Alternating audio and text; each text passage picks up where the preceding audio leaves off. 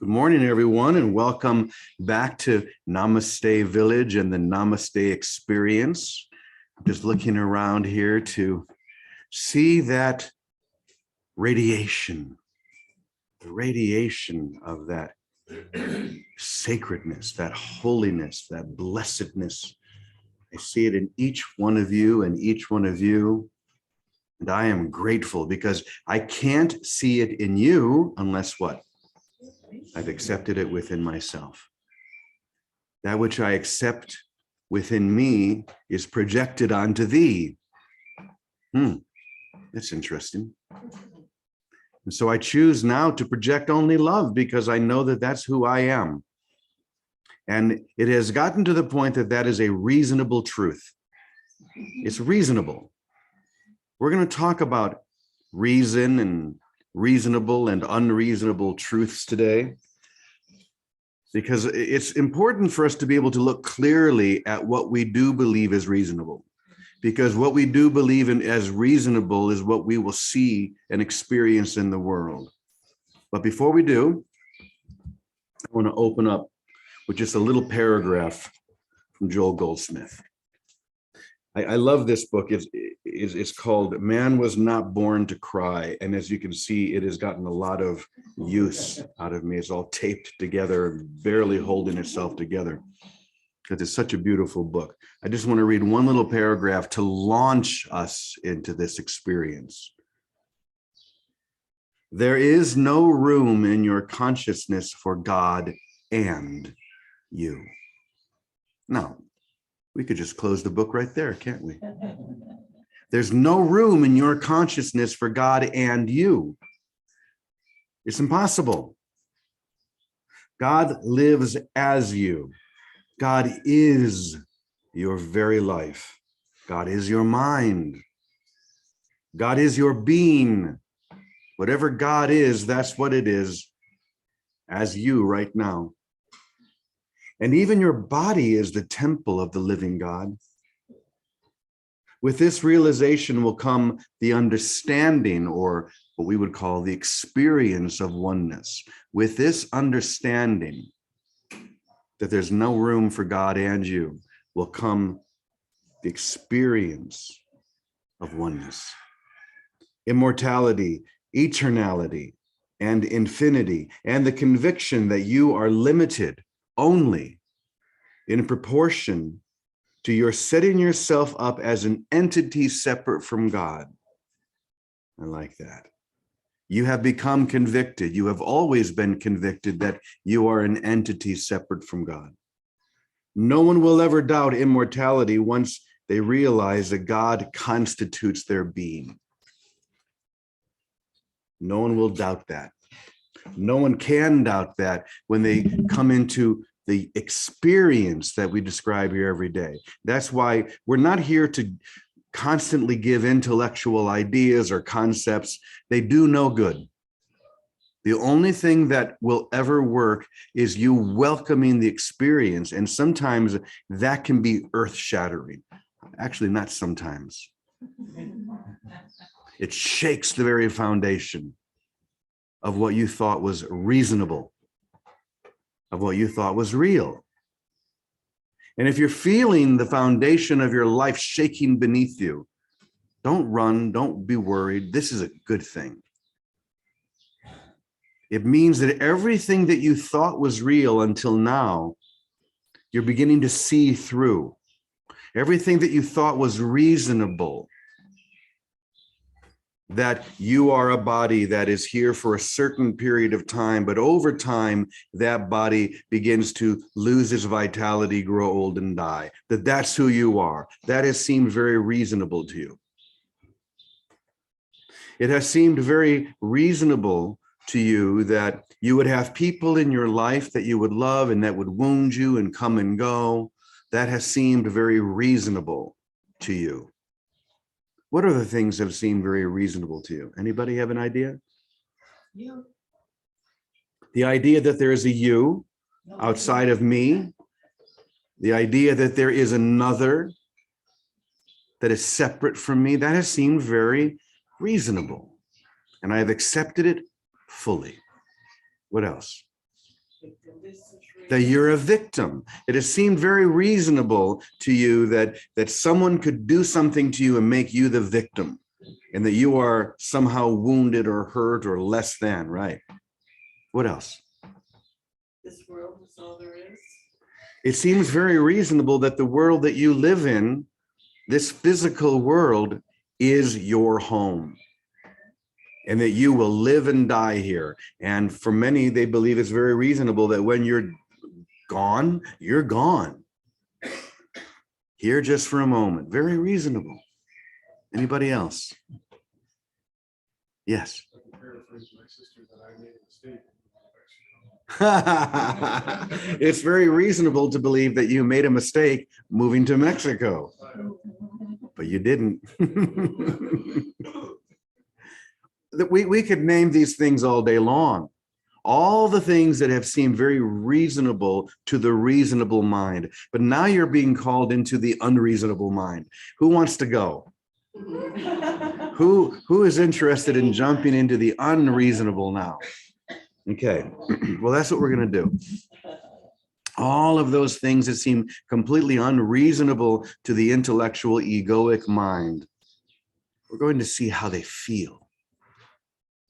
Because when I think about the reasonableness of this being, that this is who I am, that I am this body that ultimately will grow old and sick and die, there's somehow, strangely, comfort in that idea.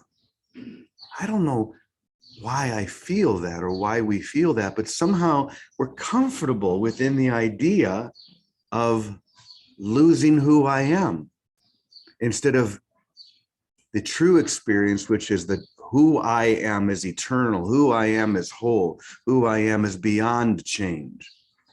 But first we have to confront that which we have believed for so long to be reasonable. So this is going to be a little bit from the new book, The Non-Dual Universe. So see if you can feel this, not just hear it with your ears, but see if you can feel this. Expecting the truth to be intellectually reasonable is completely unreasonable. Expecting that is unreasonable. Truth does not, as a rule, appeal to your sense of reason, since truth exists beyond all worldly reason. The truth of who you are exists beyond all worldly reason. If it seems to do so, then you have to ask yourself this question: is this really the truth, or simply what I want to be true? I know that question. In most cases, if it appeals to your mind, you'll discover it was the latter. Something that you wanted to be true, even needed it to be true, to hold on to the reality that you have held to be real for so long. You've needed this to be true. And it feels like I'm taking something away from you when you hear that you're not a body, you're not an identity, you're not, the truth of who you are is unchangeable. That feels like you're losing something instead of gaining everything. How many of you are beginning, though, to feel the approach of everything? Raise your hand. The approach of everything. Everybody in Zoom, if you're feeling that, raise your hand. I want to see some hands. If you're feeling the approach of everything instead of some things or some ideas or some concepts, all of those things are beginning to dissolve, and you're feeling this experience beginning to take over. And you can't describe it. You can't, but you also can't deny it. You can't describe it, but you also can't deny it. That's the experience that is so unreasonable to your mind, to your identity, but which is completely reasonable to God or to the divine, or however you want to express that. Okay, always be suspicious of a truth that seems reasonable. If you go to a spiritual teacher or church or whatever it may be, and the so-called truth is presented in a way that is reasonable to your mind, be suspicious of that, because the truth, as long as you're holding on to your identity, who you think you are, and what you're hearing supports that, supports who you think you are within your split mind, your unreality, then question it. That's all. You don't have to throw it out, but ask the question, is this reasonable? Once again, always be suspicious of a truth that seems reasonable. It is like a mask that draws your attention to unreal features rather than the soft, subtle skin that lies beneath the mask. The truth is always what lies beneath or behind the illusion of the mask. There is no idea or concept of the truth that can approach the truth itself. Once again, really hear this. There is no idea or concept of the truth that can approach the truth itself. All ideas, all concepts are constructs of the imagination to make the unreasonable seem reasonable. So don't trust it.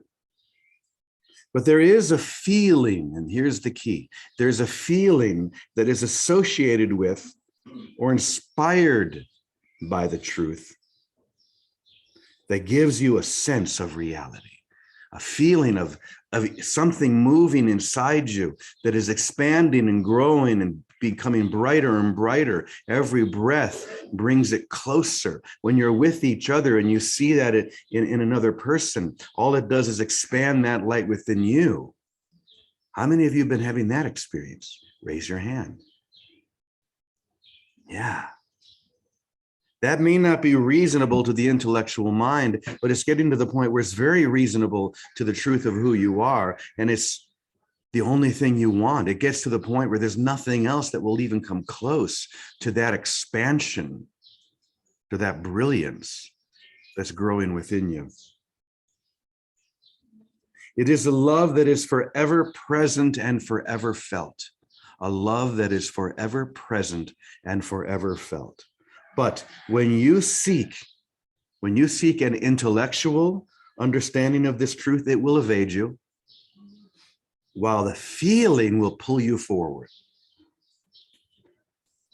There is a weight to trying to understand the truth intellectually. Theology. Theology is the study of God, right? What must you be in order to study something? Outside of it, separate from it. So if you're always seeking an intellectual understanding, you have to be outside of it. But the mystic enters in fully. They don't need to understand it intellectually. They know that they cannot. All they're seeking is to be drunk on the spirit, to drink in this reality so deeply that the world disappears altogether. That's the difference. Okay, let me back up a little bit. It is a love that is forever present and forever felt. But when you seek an intellectual understanding of this truth, it will evade you, while the feeling pulls you forward like the scent of a rare flower that draws you deeper into the garden. The scent of a rare flower that draws you into the garden. How do you describe that intellectually? If you were suddenly walking and you caught that scent and it pulled you into the garden, and someone stops you just before you entered and said, "Can you describe for me this scent that is pulling you forward?" Would you have any words?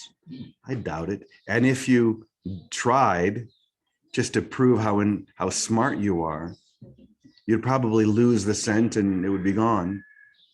Don't try to figure it out. Just let it figure you out.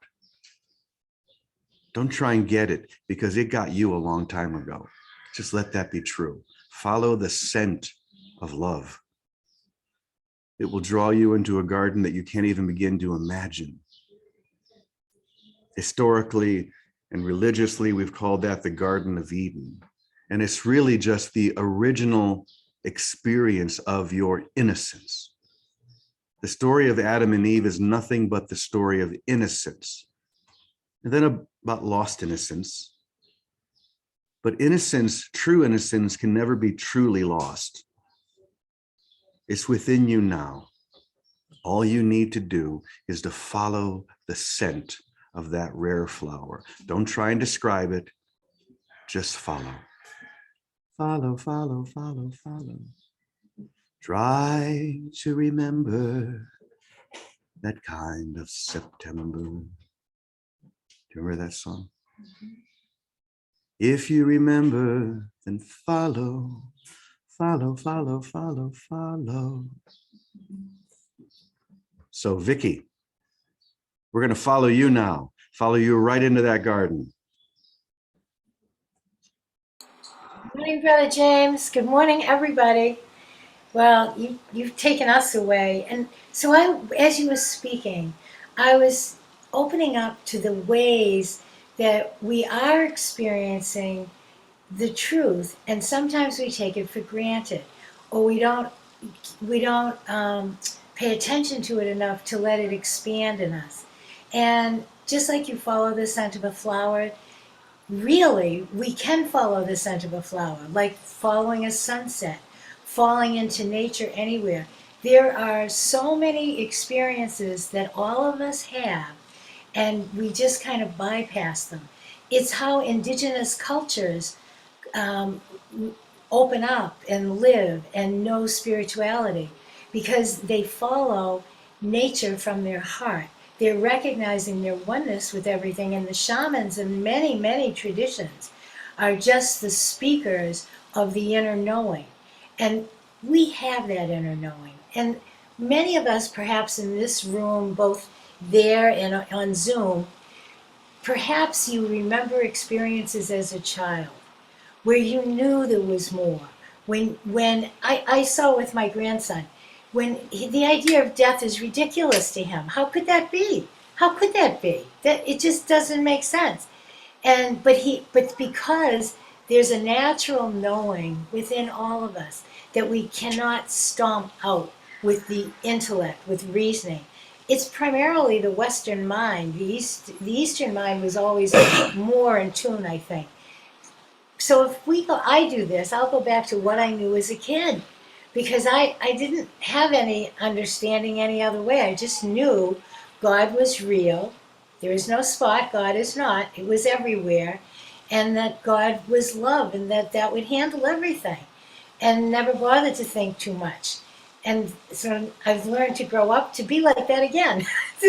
Like, let me go back to that. Let me remember that. And for many of us, if you'll recall your early childhood, all of us, I believe, will have a kernel that if you pay attention to and open up to, will expand naturally. The other way that we know we're not just our understanding is when we get help. When I see I've gotten help, oh my gosh, I know there was nothing I could do to have gotten that help. There's nothing I could have figured. There's nothing I could have done to dissolve a pain or hurt, a sorrow. Just with Teddy passing and leaving his body, I could not have gotten through with my head. It's a miracle to me that I wasn't in a puddle. And that's the kind of witness. When we get help, it's so apparent that something else is happening. And it's like the scent of the flower. Follow the help. And the way I follow the help is gratitude. And I'm telling you, even this weekend, I had an upset with one of my sisters, and I got help. And it like broke the spell, and I knew I couldn't break a spell. There's nothing in me that could figure that out. And all I can do is, oh my gosh, on my hands and knees, thank you. Follow the scent of the help that we receive with gratitude. And that help becomes everything. It comes into focus as the only thing. It is the only thing. And it's expressing everywhere once we start to notice it and pay attention. Then the other thing, all these three things came to me. The other way to recognize this center of being, of our innocence, of our knowing, to kind of bypass the thinking part. And that's why many of us meditate. Because when we relax into meditation or into some experience, oh, I have a surprise for you to see. Hang on. It's Baraka and I, and look who else is here. This is the East Coast of Oh, hello, Elaine. What are you doing there? You're supposed to be here. And who else is there? Oh, hello. Rhonda and Baraka, and we are the East Coast Namaste family. I have arrived. She's arrived. So all those meditations and everything we do, let them be everything. Like just float into them. Because that's another way to recognize we're not just our bodies or our thinking. The intellect and the body like to go hand in hand. When we slip away from feeling the body and opening to presence, the intellect tries very hard to get us back. But it's just bait. Don't fall for the bait. Just stay in the peace and in the presence. They're easy. This is simple stuff. It's not complicated. It's all simple. But we have to do it. We have to, like, love is simple, but are we applying it to everything? Everything. Apply it to everything, no matter what. Apply it to the pain. I have a pain, I'm hurt, I'm mad. All right, I'm going to love that pain. Okay, you're here to give me a gift. I'm going to be here. I'm going to love you, and I'm going to accept the gift. So here I am. Set it out. Have a feast. Do what you want. Love everything. So that's a simple direction, isn't it? But it's up to us to activate it. And we are the place where we are being called into action. We're being called, each one of us, to activate, not to study this stuff, not to read more books, even James's best new book that I will read, but let that be a celebration and recognition of what we know. It's not something you read to discover who we are, it's to recognize and to celebrate that. So that's all I got to say, guys. And I just had a new experience being on all the train systems to come here from Newburyport, and I had to stay in my peace the whole way so I didn't get myself all nervous and freaked out. And I made it here, yay! It's called Miracle of Rhonda. That's how She found me. We were trying to find the spot. I said, all right, Holy Spirit, you know where she is. Direct me to her. Well, you didn't just come from Newburyport. You must have taken a train all the way from Ahiheek to get there. No, I originally had to come from Northampton to get to Newburyport to get on the train, and then the subways. I was like, yeah. Well, here you are, and here we all are. Blessed to be together. Absolutely. Thank you so much to all of you for joining, and for all of us to join together, because that's the only thing we're doing. We join together to celebrate this. This is not something to talk about in a somber, like, look what you're giving up. You're not giving up anything. That's the whole teaching. You've been giving up everything in order to try and hold on to something.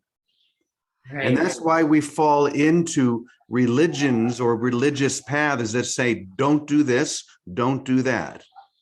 Whenever you're being told not to do something, what do you want to do? Do it. You want to do the very thing you're being told not to do, right? You know, a moment ago, I was singing that very famous song from the musical, The Fantastics, Try to Remember That Kind of September. Well, I remember I was in that musical when I was a senior in high school. And the only thing I remember, I played one of the fathers of one of these two kids in the musical. And the one song I remember that I sang was this. Why do the kids put beans in their ears? No one can hear with beans in their ears. After a while, the reason appeared. They did it 'cause we said no. Your daughter brings a young man home, says, do you like him, Pa? You say that he's a bum, and then you've got a son-in-law. No one's telling you no. No one is telling you what not to do. Everything you've heard is just creating a trigger for you to rejoice in what to do. Follow the scent. Don't try and describe it. Don't try and figure it out. Just catch that scent and then follow it. It's not going to be something of the mind or of the intellect. You'll never be able to fully describe the scent of a rose, but you will know it when you are in its presence. Just as we right now know that feeling of love that's moving through us and drawing us together. We keep getting drawn together just so we can go deeper and deeper. So there you have it. Thank you, everyone. Thanks to the whole gang there in Quincy. So wonderful to see all of you. And if you haven't already gone to write your review on Amazon for the new book, please, when you have a chance, go write something nice, I hope. I hope. A couple of people have been writing saying, but I can't because you have to spend at least $50 on Amazon during the course of a year to be able to write any review. So if you haven't, you won't be able to. But if you have, just go ahead and write a review. Okay, let me think. Anything else we need to do? Vicki, anything else you want to share? You good? I'm looking into the back. My ideas shape my life.